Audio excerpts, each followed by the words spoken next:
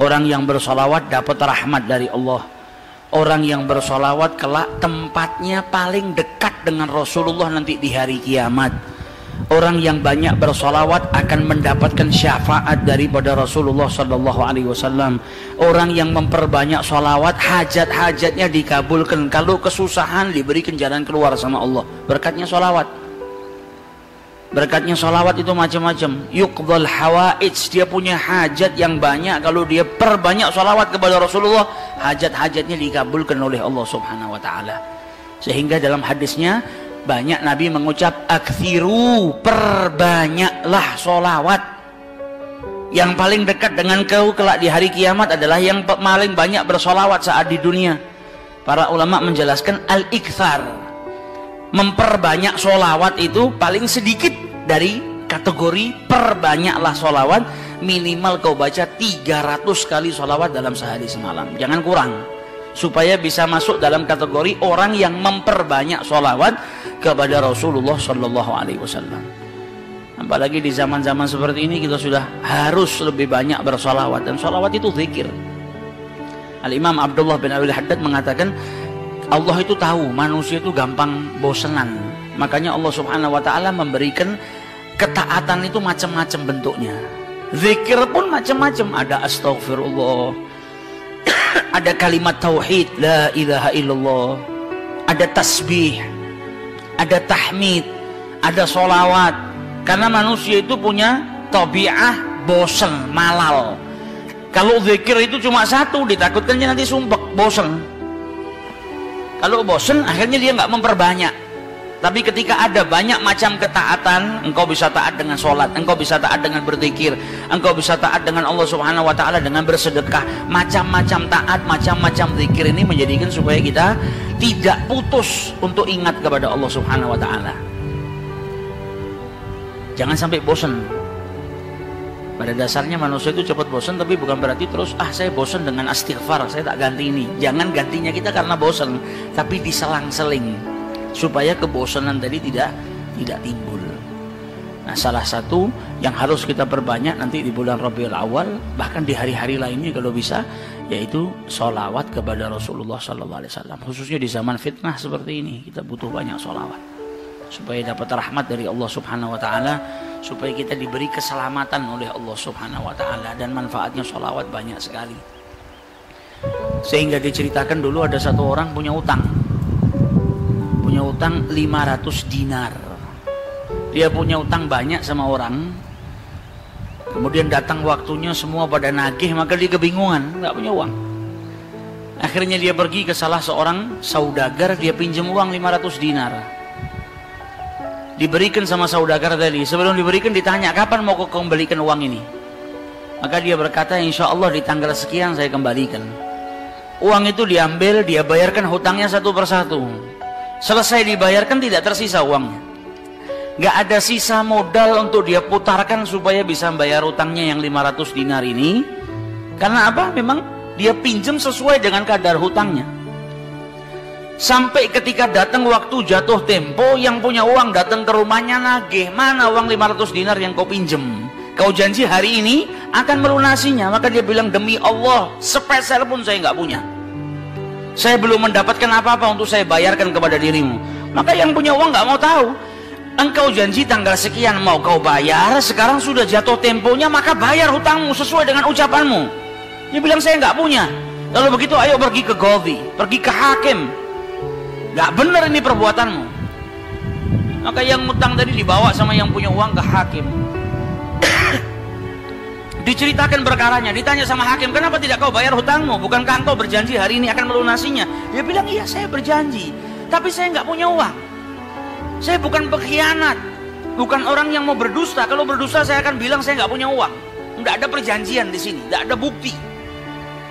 Tapi saya ngaku kalau saya punya utang dan hari ini saya nggak punya uang untuk saya bayarkan. Maka Qadhi berkata, apa? Kalau begitu kau melanggar janjimu, maka engkau harus dihukum, engkau harus dipenjara. Maka yang utang tadi bilang apa? Kalau begitu ya sudah, kalau memang hukumannya saya harus dipenjara karena saya nggak bayar utang, ya sudah saya terima. Tapi tolong berikan saya waktu 1 hari. saya mau kembali ke rumah saya mau izin dengan istri dan anak-anak saya, besok saya akan kembali ke sini lagi dan masukkan saya ke dalam penjara. Maka sang hakim berkata apa? Bagaimana mungkin saya bisa percaya dengan dirimu? Siapa yang menjamin dirimu? Kalau ada yang menjamin kau bakal kembali ke sini, maka saya lepaskan. Dia bilang, ya Ghadhi, kalau saya niat lari sudah dari kemarin-kemarin saya lari. Kalau saya niat lari saya nggak datang ke sini, maka percayalah saya akan kembali di esok hari. Maka kata Ghadhi, jaminannya apa? Akhirnya lelaki tadi bilang apa? Jaminannya yang menjamin saya adalah Rasulullah SAW. Maka sang hakim bingung. Maksudmu yang menjamin Rasulullah ini bagaimana? Dibilang, ya hakim, kalau saya besok nggak kembali ke tempat ini, saya bersedia ditolak menjadi umatnya Nabi besar Muhammad SAW. Ini tidak main-main sumpahnya. Dan ini bukan sembarang orang, memang orang yang soleh. Dia bilang, berikan saya waktu sebentar, saya kembali kepada keluarga saya pamit dengan istri saya, besok saya kembali. Saya bersumpah dan saya siap dikeluarkan dari umatnya Rasulullah, nggak dianggap sama Rasulullah kalau sampai saya berdusta. Maka si hakim tadi mendengar sumpahnya seperti ini, akhirnya dipercaya kalau begitu kembalilah. Maka dia kembali ke rumah, dia ceritakan kepada istrinya, dia minta izin sama istrinya, suamimu ini mungkin besok di penjara karena nggak bisa bayar utang. Kata istrinya, kalau kau dihukum penjara, terus apa yang bisa membuatmu keluar sekarang ini? Kok tidak langsung di penjara, kok bisa kembali ke rumah? Kata suaminya, karena saya mendapatkan jaminan. Dari siapa? Dari Rasulullah. Dia ceritakan, saya bersumpah kalau saya nggak kembali di esok hari, saya rela tidak dianggap sebagai umatnya Rasulullah SAW. Maka istrinya berkata, selagi engkau ini mendapat jaminan dari Rasulullah atau kau menjaminkan Rasulullah SAW, maka ayo kita perbanyak sholawat. Semoga Nabi besar Muhammad SAW benar-benar menjamin diri. Sholawat itu manfaatnya besar. Sholawat ini berkahnya luar biasa.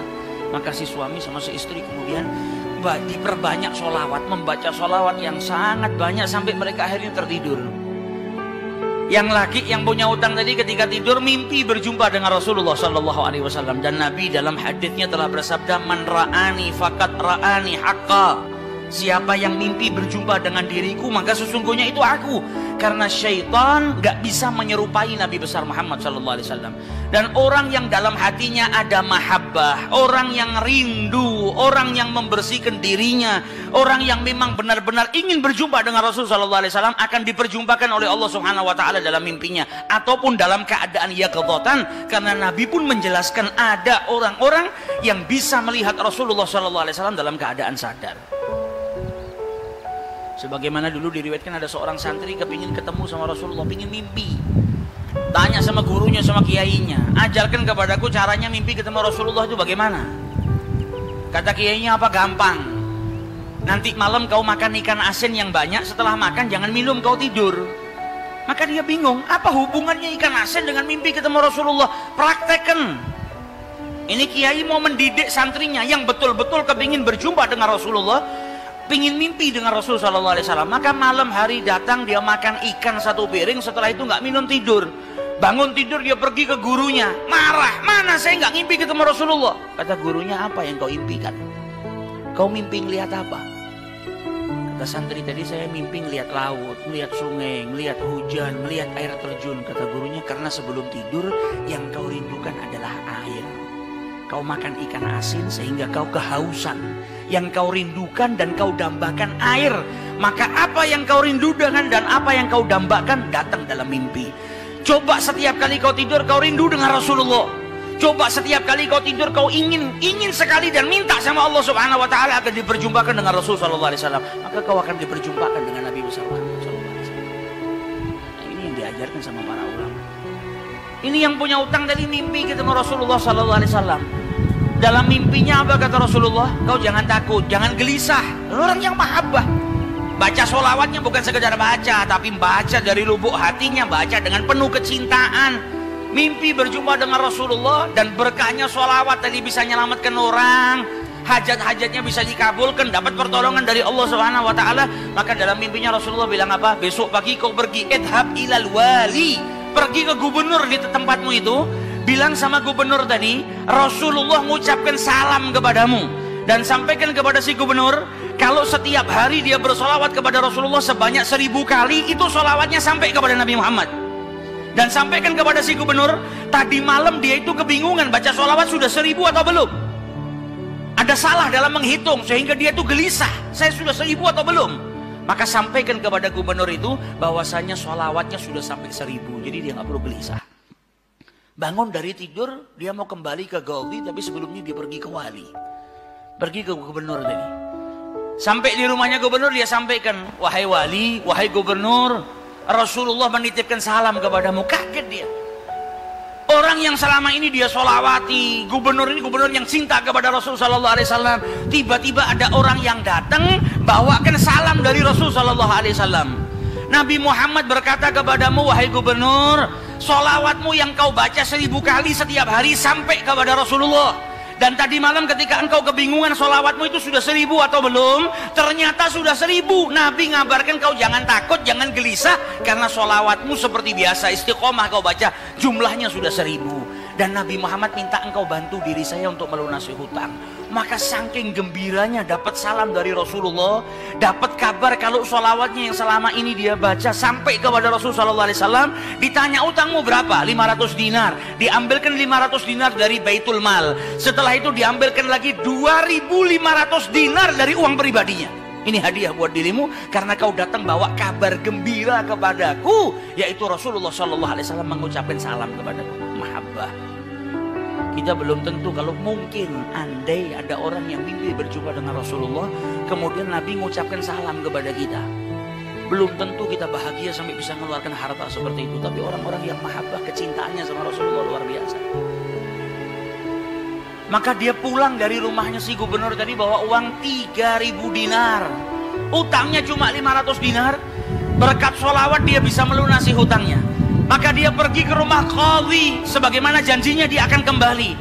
Dia ketuk pintu rumah qadhi, maka qadhi tadi ketika buka pintunya langsung memeluk orang tersebut, nangis yang luar biasa dan berkata apa? Alhamdulillah, berkat dirimu tadi malam saya mimpi ketemu Rasulullah Sallallahu Alaihi Wasallam. Kata Rasulullah apa? Kalau engkau membantu orang yang punya utang itu untuk melunasi hutangnya, maka aku akan membantumu kelak di hari kiamat. Diambilkan uang 500 dinar diberikan kepada orang tersebut. Sampai Ghazinya pun diimpiin sama Rasulullah Sallallahu Alaihi Wasallam. Keluar dari rumahnya Ghazi bawa uang berapa? 3500 dinar. Dia pergi ke tempat orang yang dia utangi mau bayar utangnya. Ketika sampai di rumah orang tersebut, orang yang dia utangi itu sudah berada di depan rumah nunggu kedatangannya. Ketika ini yang punya utang datang, langsung dipeluk, dicium, sambil menangis mengucapkan terima kasih, berkat dirimu tadi malam saya mimpi ketemu Rasulullah. Kata Rasulullah, kalau kau bebaskan utangnya fulan, kelak kau akan aku bantu, aku berikan syafaat kepadamu di hari kiamat. Utangmu jangan dibayar, dan ini ada hadiah untukmu 500 dinar. Berangkat dari rumah punya utang 500 dinar. Berkat mimpi berjumpa dengan Rasulullah, utangnya terlunaskan dan ada tambahan 4000 dinar. Berkat apa? Berkat sholawat yang dibaca kepada Rasulullah Sallallahu Alaihi Wasallam. Jadi kita kalau baca sholawat ini bukan hanya berkahnya nanti di akhirat, bukan hanya nanti kita dapat syafaatnya Nabi, bukan hanya nanti kita dapat tempat yang dekat dengan Rasul Sallallahu Alaihi Wasallam. Bahkan di dunia kalau kita ada situasi yang tidak menyenangkan, ada masalah, ada apapun, semuanya bisa hilang berkah daripada sholawatnya yang kita baca kepada Rasulullah Sallallahu Alaihi Wasallam. Karena satu sholawat dibalas dengan 10 rahmat. Satu rahmatnya Allah, kita punya masalah sebesar apapun bisa hilang kalau kita mendapatkan satu rahmat dari Allah Subhanahu Wa Taala. Sedangkan orang yang bersalawat kepada Rasulullah Sallallahu Alaihi Wasallam, maka dia mendapatkan 10 rahmat daripada Allah Subhanahu Wa Taala. Maka dari itu datang bulan Rabiul Awal, ayo kita perbanyak sholawat kepada Rasulullah Sallallahu Alaihi Wasallam. Kita niatkan supaya berkahnya itu bukan hanya buat diri kita, tapi buat seluruh umat Islam. Khususnya saudara-saudara kita yang saat ini di negara kita dipecah belah. Setiap hari kita dengar isu, dengar sesuatu yang semakin menjadikan umat Islam itu terpecah belah. Kita minta sama Allah melalui sholawat kepada Rasulullah Sallallahu Alaihi Wasallam agar berkahnya sholawat, berkahnya Rabiul Awal ini, umat Islam dipersatukan oleh Allah Subhanahu Wa Taala, tidak terpecah belah, menjadi umat yang kuat. Negara kita yang kemarin-kemarin sedang dilanda musibah, insya Allah berkat sholawat gak ada lagi musibah. Negara kita dijaga sama Allah Subhanahu Wa Taala, dijadikan baldatun thayyibatun wa rabbun ghafur. berkat sholawat kepada Rasul sallallahu alaihi wasallam.